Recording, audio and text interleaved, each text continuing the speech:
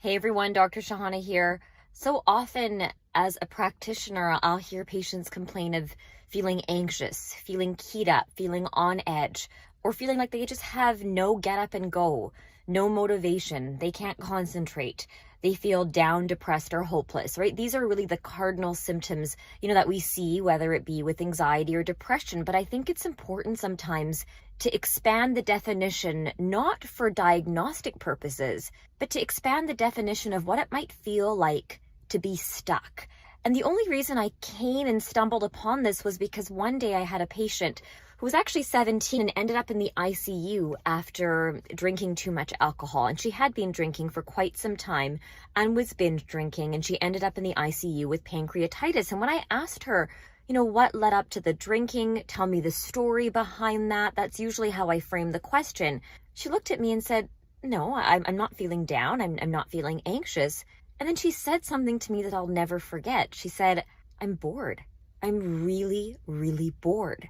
And I don't think it's boredom the way that we classically define boredom. When I really poked and prodded into the issue, is that she was just feeling nothing. Boredom became another word for her of expressing complete and utter numbness.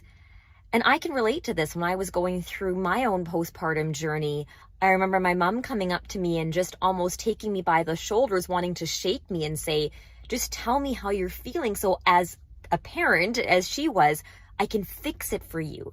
And I looked back at her and I said, I feel nothing. I feel absolutely nothing. So I think it's really important for us to start talking about things like boredom, numbness, extreme amounts of guilt, not as a diagnosis, but as possibly ways that people might not know that they're just feeling stuck.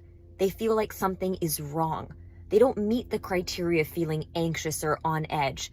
They don't feel necessarily down or depressed. They just don't feel anything. And this to me is an indication to go and talk to somebody, whether that be a close friend, whether that be your partner, whether that just be someone that you trust, even better, a trained healthcare practitioner. But hearing these words that maybe feeling stuck is more than just feeling anxious. Maybe feeling stuck is more than just feeling depressed. Maybe feeling stuck means that I just absolutely feel nothing. That numbness. Never hesitate to reach out and get help if that's what you're feeling. I'll see you next time on Dr. Shahana.